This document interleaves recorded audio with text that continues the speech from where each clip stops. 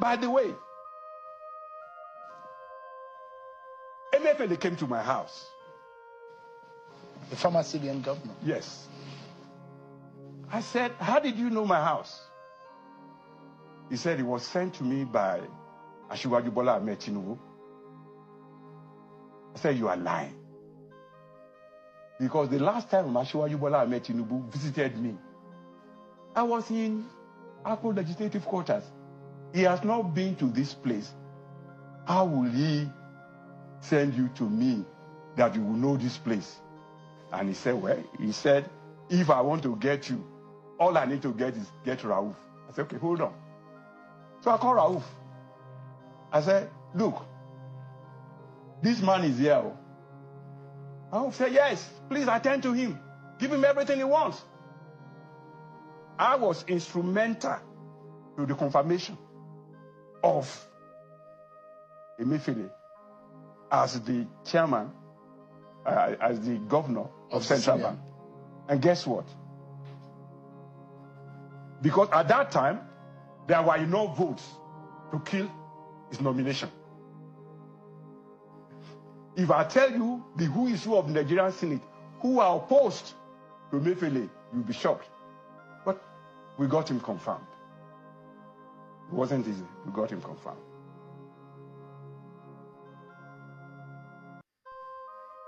When Buhari now became president, we were quartered in Hilton Hotel.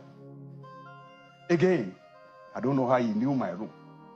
Even when he came to my room, he was shaking like jellyfish. I said, what's wrong? He said, Egbon, they are after me. Ah, who are after you? He mentioned them. And he mentioned how much he had given these people who were after him.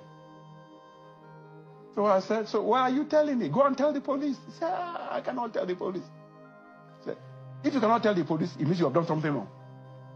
If they're after you, as governor of Central Bank, the Nigerian police owes you a duty to protect you. If they are after you, what will I do to protect you? He said, I just want you to know in case anything happens to me. I said, you're a fool. You mustn't let anything happen to you. You must tell. And I will tell. He said, don't tell. That evening, I went to Rauf. And I told Rauf. Rauf said, this is not what I can handle. You must go to Asiwaju. I said, no. I don't want to go to Asiwaju. If Asiwaju gets angry and calls a press conference, the whole thing will blow. He said, no. I said, look, I don't want to get into it. If anything happens, Asiwaju has resources to protect himself. I'm an orphan. I don't have a father. I don't have a mother. I don't want anything to happen to me. Anyway, Asiwaju said, in that case, let's go and tell Babakande. So we went to Babakande. I went to Babakande. Babakande said, this is too much. We must tell Asiwaju. So I said, okay. Before we tell Asiwaju, let's get him not to be angry. This thing doesn't require gra-gra. Otherwise, they might kill Emefiele. Who are those after him? I cannot. Are they politicians? 3 of them are politicians, yes. They were after him. Were they in government at the time? My friend, they were politicians and they were extorting him. You've not heard of the story. So we decided to go and tell Buhari. It was the very weekend that Buhari was sworn into office. So Chief Akadia and I went to Buhari. We got there, we met the governor of Niger State. His first day in office, he hadn't moved to the villa at that time. He was still in that holding place. I was the first person that spoke to Buhari when he resumed duty as president. And I told him the story. He said, how many people had we told? We didn't tell him that we had told Asiwaju and that we had told Rauf. I said, look, this is the only man I've told. This was in 2015? Yes. I said 2 days after I became president. We saw him 2 days previously at the Eagle Square. 2 days was this. The following day were all kind of parties and receptions. It was May 31. Yes. So we went to him. So He said, okay, I'm asking you one favor. Don't tell anybody. And we promise we won't tell anybody. We left him to go out. And they allowed Chief Akande to pass. And they said, I cannot go. I said, why couldn't I go? He said, the president wants to see me again. Hey. I said, I don't enter trouble. I went back to the president. What have I done that you allowed Chief Akande to go and you didn't allow me to go? And he said, you came and told me this story. I said, yes. He then said, what did I tell you? I said, you told me and Chief Akande not to tell anybody. He said, good, you remember, you can go. I said, no, I'm not going. What you are saying by implication is that if this story broke out, you will hold me responsible. Abba, that's not fair. And he said, let me tell you why. I believe the story will not leak from Chief Akande. That's what he told me. He said, because Chief Akande has been governor. He has been deputy governor. He has been secretary of government. Chief Akande knows how to hold state secrets. He said, you're a professor, professor. He said, I don't want this thing to leak. Well, the story never leaked from me. Now I'm telling the whole world. But 1 year went, nothing happened to these people. 2 years went, nothing happened to these people. 3 years went, nothing happened to these people. In fact, one of them his profile was rising in the politics. As the election was coming for Buhari, I went to him. And I said, Baba, you didn't do anything you promised to do about the report I brought to you on your first day of office. Buhari told me, Prof, if you know what favor you have done this country, you should be given a national award. I said, I don't have to know. You are the president. Give me the national award, since you know what I have done. And I said, but what has happened to the people that I came to report to you? He said he summoned Emefiele. And Emefiele told him far more than he told me. And Emefiele, by the time he finished talking to Buhari, disclosed that whatever amount I was reporting to Buhari was like chicken feed. Because I was only reporting maybe billions of naira. Now they were talking of billions of dollars. They were being siphoned using the... you said that the man was being extorted. Yes. So they were collecting the money directly from CBN. Is that the case? Was that the case? I wasn't there. I didn't know how they were collecting. But based on what you said, Emefiele told you. That's what he told me. But what you want to hear is what I'm about to say now. Is that whatever amount those people had extorted amounted to nothing compared with what Emefiele disclosed to President Buhari as the money that had been given to the then National Security Advisor. Who was that? Dasuki. And that President Buhari told me that he didn't care how many times the court would rule that he would not release Dasuki, because how could he explain the money that were traced to him? I don't know how security budget is financed. But at that time, what the newspaper reported was about $72 billion. And that amount became the focus of government to retrieve, rather than the chicken feed that I had reported to the president. So, Gbajabiamila being speaker, in any case, I consider Femi Gbajabiamila a good friend, and I consider his rise in politics to have emanated from my effort. Because when we were in the House of Rep, I was the one who stepped down for him to become the head of the opposition to Obasanjo's third-term agenda. In fact, you were very vocal at the time. Me?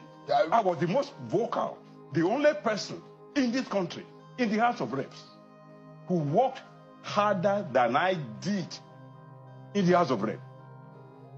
Than myself was Usman Bugaje. No other person can claim priority of place over me in that struggle to stop Obasanjo. Do you regret it? To stop Obasanjo? I'm glad we stopped it. If the same thing happens again, I will do the same thing. And the reason I didn't accept to lead that coalition was that I was the only member of my party who was in the House. And I felt that since Lagos had so many members, it was better to choose a man from Lagos. Ordinarily, we should have chosen Wumi Bewaji, but Wumi Bewaji had different issues at that time. And I was the one in Femi Gbajabiamila's absence. And I'm glad you raised this issue because I didn't come here to discuss it. But I was the one who in his absence said, look, if we must choose somebody, let the person come from Lagos. First, they are the biggest member within the Southwest. Second, we are confronting a Yoruba president. I felt that so as not to bring an ethnic coloration to the conflict, it's better to make the man who will lead it to be a Yoruba. I could not accept it, not because of fright. In fact, I suffered more than any Nigerian legislator because of third term. I did not live in my house for 2 years. Why? I escaped 5 assassination attempts. I will leave it at that. I mean, I was living, I can now disclose the name. I was living in the house of Julius Nyambere, Colonel Adebayo, Temi Harriman, a woman, Tam Brisby, and one other person. I lived in 5 houses, and thanks to Achiwaju Bola Ahmed Tinubu, I went to him one day and I said, look, I need a bulletproof vehicle. And he told me what to do. One of the things he told me is, go and get many used cars. Different colors, different shapes, different. So if I was coming to your house, before I got to your house, I would have parked a car in your house. When I get to your gate, I will wind down, greet everybody. Everybody will know I came in green under Accord. Nobody will know that I had maybe a Mercedes-Benz or a Toyota parked in your house in a different color, and I will escape, all windows wound up, without anybody knowing I'd left your house. That's how I lived my life for those 2 years. In that struggle against third term. In that struggle against third term. Were those, because a lot of those who were in the house at the time spoke about how they were trying to convince them. Other than the fact that there was a struggle, were there any kind of monies that exchanged hands, or those issues of corruption that happened on the floor against third term or for third term? That was where my trouble began. I remember very well that the speaker said I was to lead a delegation of the House of Reps to a delegation in China. So I said, look, Mr. Speaker, it doesn't happen that a member of opposition would lead a delegation of parliament to a different country. I don't feel competent. In any case, I wasn't the leader of my party in Congress. Bewaji was. So if they wanted to pick a member of opposition, why not Bewaji? And then he said, oh, you know, he painted good pictures of how much he appreciated me and all that. So my ego was bloated. I said, okay, I'll go. I said, I'll go on one condition. You must give me 2 other members to go with me. And you must give me some technocrats, some of the servants, some of the civil servants in National Assembly to go with me.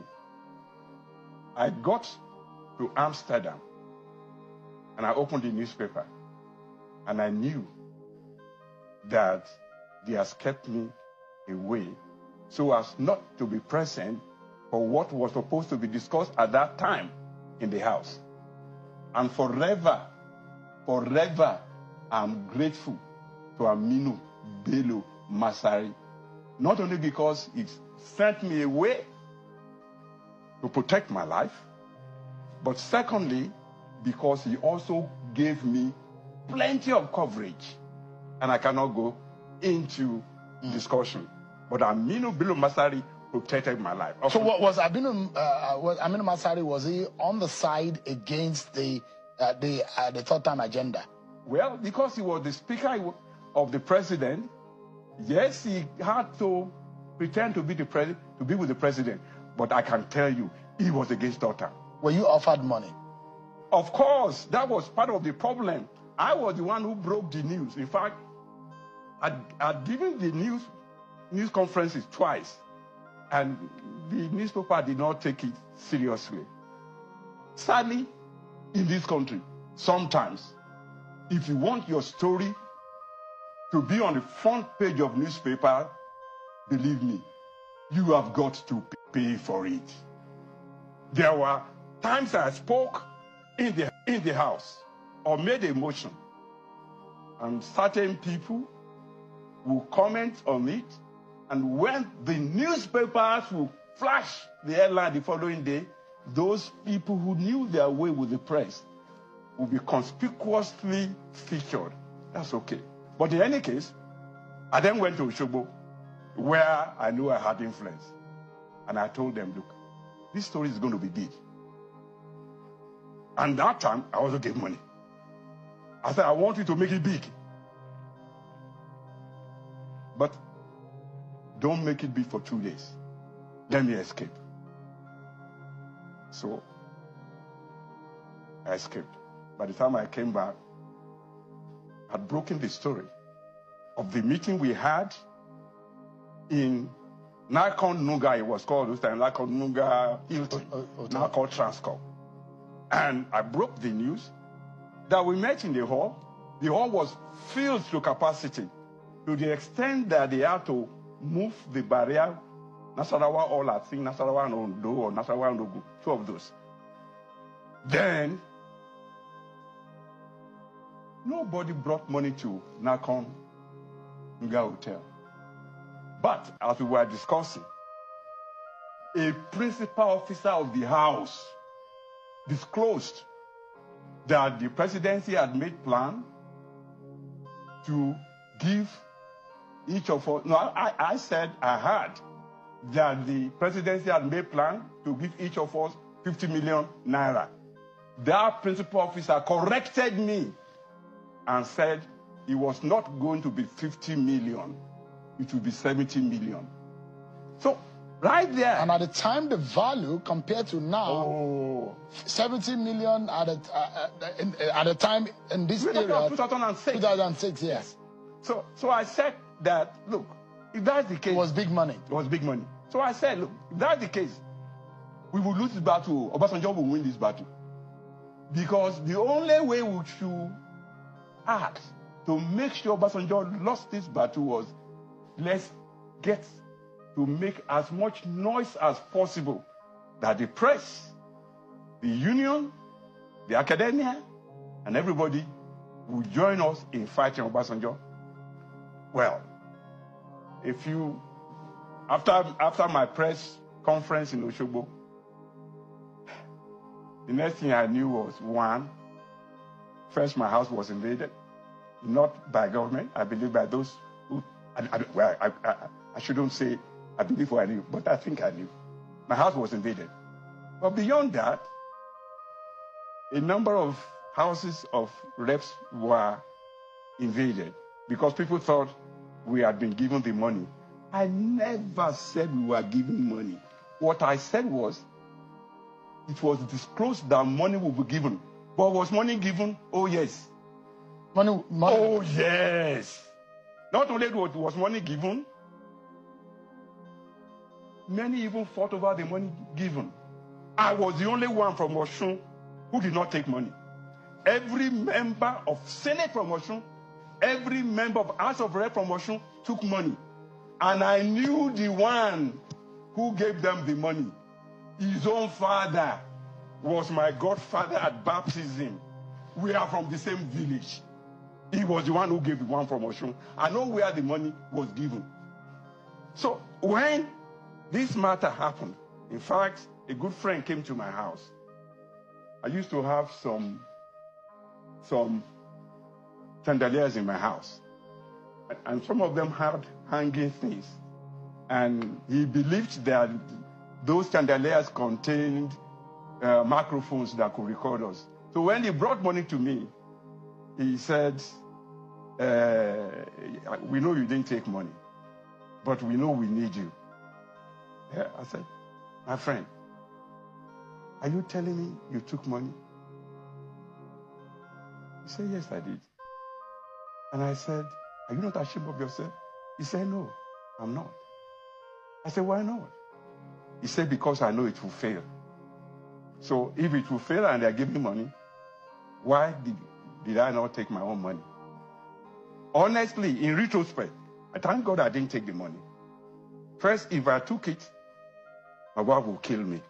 In fact, I told her, when that person went away, I told her that I just lost my chance of becoming a millionaire. Because what they brought to me was not 70 million. It was far more than that. It was double. I can't tell you. Just calm down. But was heavier. Heavier. Much heavier. And I left my house to go to a man that I admire so much, Agoda. He used to have a beautiful garden. I got to his house. I met about 5 people. I met Ghana Must Go Back. They were about to share their own. So I left the place. So you know, we used to have cars that had a plate number that asked NAS. So his gatekeeper thought I was one of the people he was expecting. That's how he let me in. So when I got in, they were embarrassed because I was not supposed to meet them sharing money. Well, I left the place. I then went to the Meji Bankole's house. He and the guy who later became a senator from Ikiti North. He was chairman of water in the House of Rep. I've forgotten his name now. Anyway, I met him another person, the man from Ijero. 3 of them. Again, I met Ghana Must Go Back. So money was here. In any case, unless we want to pretend, a newspaper published the name and the number of the car, the plate number, when they went and collected the money from Central Bank. It's just that this country will pretend. When I wanted to catch them, all I had to do was bribe 5 people in different banks. I collected the names, I collected what money people were depositing. If all of a sudden you came to deposit this amount, and some of them were foolish. Some of them deposited the money in their Prof, these are heavy, and it's been a long time. The issue of third term agenda has been discussed in the public domain, and how that impacted on our democracy, and how that almost destroyed the National Assembly, because it tore the National Assembly literally. But of course, these are your views, and these are some criminal dimension of those who took money, and of course these are your views, Prof, and they have legal implication of it. These are not views of Channels Television, definitely. I don't care the view of Channels Television. All I owe this country, all I owe myself, and all I owe God is the truth. I'm a Christian. Have you met a former president since then? Which president? The one you were referring to. Obasanjo? No, I've not met him. And I'll tell you why I've not. Listen, I don't want to get... I thought we were here to discuss national matters. Absolutely, but when you got it in, I mean, I know that, you know, these are big issues that you have just made. He himself cannot deny it. He can say it. Would you say it to his face if you met him today? If he's here, I will say, Uncle Shegun, I and Bolaji Aduko met Stella, his wife, in Bolaji's office. And I know what I did. I know how I followed Miwa and Stella to Colin Bale's house. To do what? I can't tell you that. You don't say everything. Because we needed help. Nigeria needed help. Obasanjo was in prison at that time. I know how we saved Obasanjo's life. I was head of commentary on Radio Kudirat. We were the first to announce to this country that within a time frame of 4 weeks, Yar'Adua will die, because we received information and he had been poisoned. And we published it on NigerNet, the first community of Nigerians on the internet. People called us names. They said we were alarmists. But within 4 weeks, Yar'Adua died. Zach Ajuwon, who became the head of the National Hospital here, was Obasanjo's doctor when Obasanjo was in prison. We knew what we did to get message to Zach. Zach and I worked at the Baptist Hospital of Ogbomoso when Zach was a houseman and I was head of lab and my wife was head of pharmacy.